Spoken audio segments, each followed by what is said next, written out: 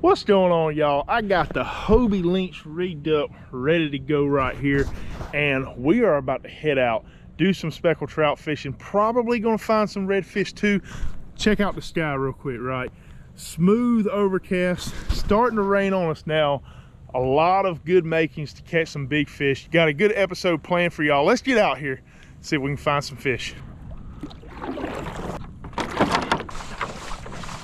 It is starting to really come down on us, but we're not going to let that keep us from getting out here and catching some fish. We got a good incoming tide.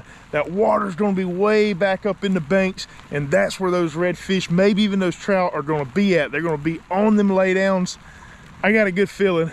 Let's do it. So the lure I'm going to be throwing today is this big swim bait right here. It is the Trace swim bait by 6 cents. It is the most expensive lure I have ever purchased, coming in at $34. It's a slow sinking swim bait. I'll show you the bait a little bit later on. Let's just get in here and see if it catches something first.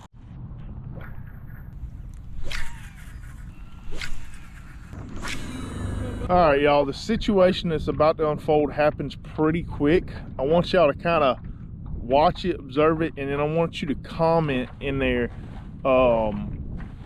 basically what your thoughts are. Was I in the right? Was I in the wrong? How would y'all have handled it? Comment below. Let's get a discussion going, and yeah, I'd love to see your input and how y'all handled these types of situations.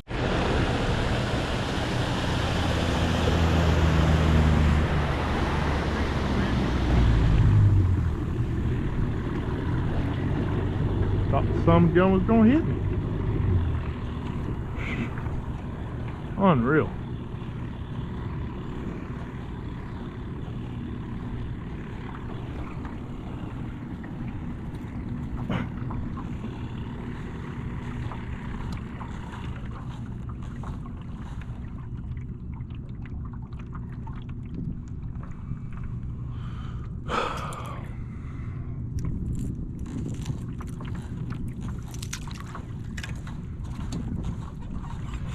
Some things just make you wonder. Just gotta keep moving. Don't let it bother you.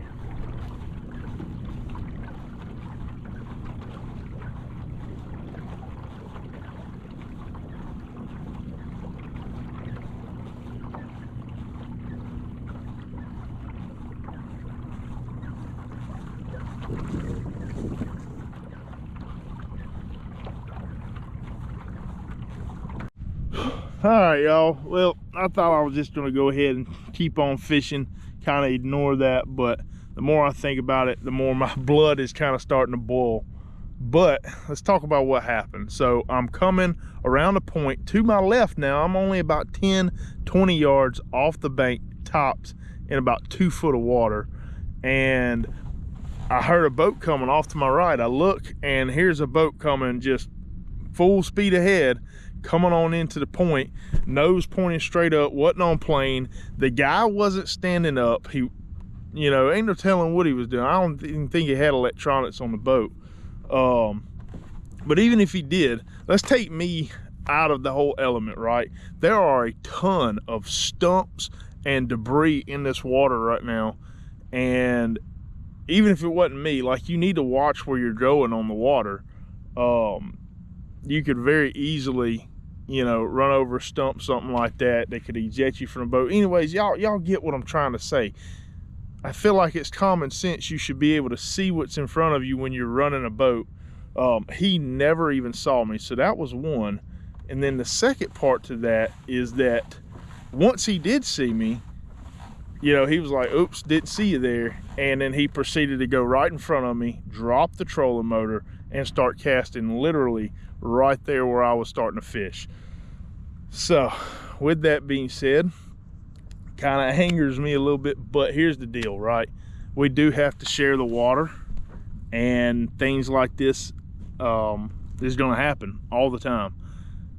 How we react and respond is going to dictate how the rest of our fishing trip goes, right? So that's in the past. It already happened. If I start to get loud with him or to confront him about what he did, then it's just going to make him mad. He's going to have words with me. I'm going to go back. He's in a boat. I'm in a kayak. There's no people are crazy.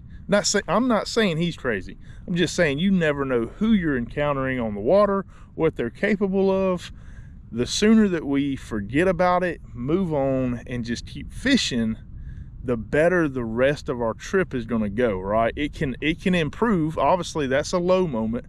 It can improve after that. But one thing's for sure, if we just keep on with it, especially going back and forth with that boater, it's more than likely not going to end well, and it's going to ruin the entire rest of the trip or the day. So I want y'all to comment below, how would y'all handle this situation? That way other people can go into the comments and kind of see, maybe I'm looking at it the wrong way, maybe I did something wrong, maybe I'm in the wrong, I don't know. Comment below, how would y'all handle the situation? What do you think about the situation? That way all of us can maybe, I guess, learn from this experience and see what the right thing to do is.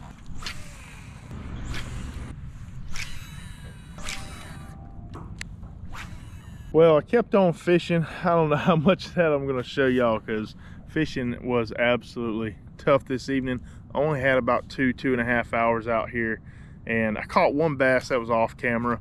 No redfish, no speckled trout. But before I end the video, y'all, I just want to end it kind of on this. I get a lot of questions from beginners that are getting into kayak fishing, and a lot of times the questions that I get are you afraid of alligators, or do alligators bother you? What about sharks or snakes and this, that, and the other? And a lot of the times the questions I get are just things that will never happen to you on a kayak, at least almost never. There's no guarantees in anything, but of all the times that I've kayaked, I've never had any kind of encounters with wildlife that was life-threatening or anything like that. But I want to leave y'all with the top 3 most dangerous things that you're going to run into out on the water while you're kayak fishing.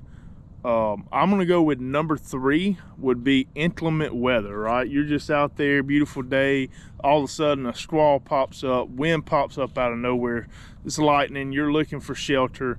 I would say on a list of all the things to worry about, that is number 3 on the list. I would say number 2 would be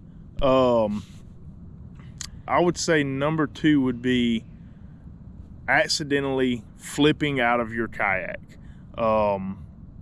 And it happens all the time, and most of the time when people flip out of their kayaks, it's because they dropped the rod overboard, or they went to reach behind them, they bumped their rod, knocked it out the rod holder, they see their rod sinking, and what do? They go, they reach for it, and next thing you know, they're in the water and their kayak is flipped over.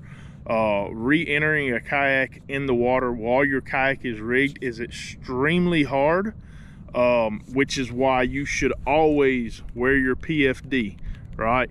So of all the things that could happen, I would say flipping your kayak and, you know, possibly being separated from your kayak if you're in an area of high current is number 2. Wearing your PFD, though, is the number 1 defense in making sure that you make it out of that kind of situation. And then, like today, I will say the number 1 most dangerous thing you're going to encounter on the water as a kayak angler are going to be other boaters.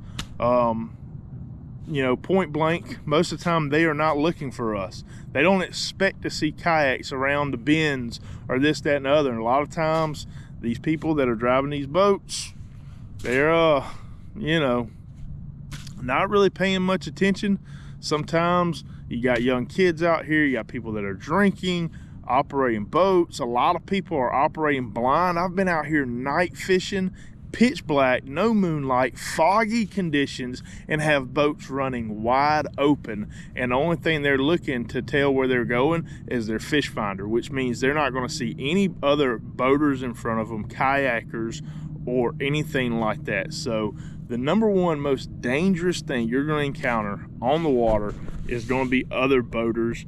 And that's really, you know, we have some close calls out here. I've certainly had some close calls with boaters fishing at night, fishing offshore, fishing in creeks like this, fishing out on the main river. Have a lot of encounters with other boaters. So obviously things you can do to prevent being hit by another boat is to have a big flag. You need to have a light. It's the law to have a light when you're operating in low light conditions. Foggy conditions, you have to have a light. But having a big flag would help. You see, I don't have a flag, but I do have an orange net, a bunch of rods sticking up in the air. I'm pretty positive with the situation today. Even if I had a tall flag, that guy wouldn't have saw me. He was nose up, sitting down in his chair, not paying attention. All he was thinking about was heading to that point and going fishing. So anyways, I hope y'all took something from this video. If y'all did, hit that like button. Comment if y'all have any input or questions. Subscribe if you haven't already. We're trying to hit 40,000 subscribers this year, and I need all of y'all's help to do that. So hit the subscribe button. But yeah, we'll see y'all next time.